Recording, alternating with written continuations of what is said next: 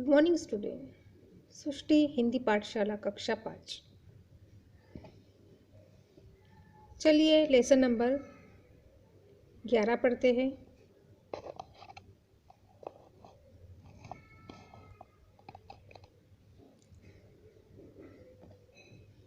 मेहनत, मेहनत का फल, परिश्रम ही सफलता की कुंजी है।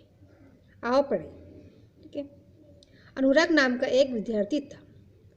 स्वभाव से वह बहुत हंसमुख और सुशील था, पर पढ़ाई में उसका मन नहीं लगता था। सब उसे मनबुद्धि कहते थे। मनबुद्धि अर्थात कम बुद्धि वाला। एक अनुराग नाम का लड़का था। वह स्वभाव से तो बहुत अच्छा था, पर पढ़ाई में उसका मन नहीं लगता था। पढ़ाई में ध्यान न लगा पाने के कारण वह कक्षा में हमेशा पिछड़ा रहता था, यानी कि पीछे रहता था। बड़ी मुश्किल से वह 7वीं कक्षा में पहुंचा था। बेटे की मनबुद्धि के कारण उसके माता पिता निराश और चिंतित थे। निराश यानी उदास, और चिंतित यानी कि परेशान। ठीक है। उनके अपने पुत्र से बहुत अपेक्षा थी। अपेक्षा यानी उम्मीदें थी कि वह पढ़ लिख कर बड़ा आदमी बने। कक्षा में जब शिक्षक पढ़ा रहे होते तो अनुराग का ध्यान इधर उधर होता था। जब उसकी कक्षा में उसे शिक्षक पढ़ा रहे होते तो वह इधर उधर अपना ध्यान बटा रहा था। उसका ध्यान पढ़ाई में नहीं था। वह शिक्षक की बातें नहीं सुनता था। यदि कुछ पढ़ती भी था उसे कुछ याद नहीं रहता। परिणाम यानी नतीजा ये होता है कि वो उस वर्ष भी अपनी कक्षा में बुरी तरह फेल हो गया। इसी कारण से वो 7वीं कक्षा में भी फेल हो गया। ठीक है। बहुत निराश हो गया।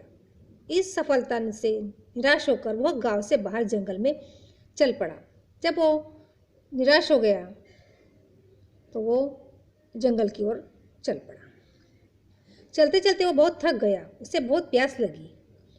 बहुत दूर चलने के बाद रास्ते में उसने एक कुआं देखा। कुएं पर गांव की कुछ स्त्रियां पानी भर रही थी। जब वे रास्ते से चल रहा था जंगल की ओर तो उसे बहुत प्यास लगी। तो सामने एक कुआं था, वहां पे कई औरतें पानी भर रही थी। उसने एक स्त्री से पानी पिलाने के लिए आग्रह किया। उसने एक स्त्री से कहा कि मुझे पानी पिलाइए। पानी पीते पीते अनुराग का ध्यान अचानक कुएं के पत्थर पर बने गहरे निशानों पर गया। जब वो पानी पी रहा था तो पत्थरों के ऊपर एक निशान थे, गड्ढे पड़े हुए थे, उसके ऊपर उसका ध्यान गया। पत्थरों पर ये कैसे निशान है? उसने उस स्त्री से उस निशानों के बनने का कारण पूछा। जब वो पानी पीते पीते उसका ध्यान उस तरफ गया तो गड्ढों की तरफ, वो निशान की तरफ, तो उसने स्त्री से कहा कि ये किस तरीके के निशान है, उसका कारण भी पूछा। तब स्त्री ने उसे बताया, हम रोज रस्सी की मदद से इस कुएं से पानी भरते हैं। रस्सी की बार बार रगड़ खाने से इन पत्थरों पर ये निशान बन गए हैं। स्त्री ने क्या कहा कि जब रस्सी से पानी बार बार खींचा जाता है तो वहाँ पर एक गड्ढा पड़ गए, निशान पड़ गए। अनुराग सोचने लगा कि रस्सी की रगड़ से पत्थर पर निशान बन सकते हैं तो बार बार याद करने से मुझे पाठ भी याद हो सकता है। उसने फिर यह सोचा कि इतना कठिन जो पत्थर होता है, जो कड़क पत्थर, तो कैसे होता है? अगर एक मामूली रस्सी से उसमें गड्ढे पड़ सकते हैं तो अगर मैं अपने पाठ को, अपने जो शिक्षक पढ़ाते हैं उसे अगर अच्छी तरह से बार बार याद करूं तो मुझे भी वो पाठ याद हो सकता है। ये सोचते सोचते उसने उत्साहित होकर अपने आप से कहा कि यह भी संभव है, यकीन जानिए ये भी सही है, क्योंकि हो सकता है यदि मैं पढ़ाई में मन लगाऊं तो प्रथम आ सकता हूँ। वाकई में अगर वो पढ़ाई में मन लगा सकते या कोई भी बच्चा पढ़ाई में मन लगा सकता है तो वाकई में वो नंबर 1 आ सकता है। ठीक है।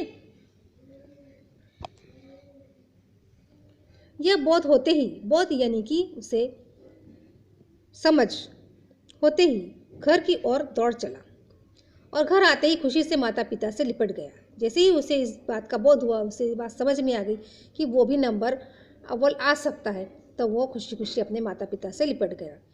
उस दिन से वह मन लगाकर पढ़ाई में जुट गया। वह हर पाठ का अभ्यास बार बार करता था।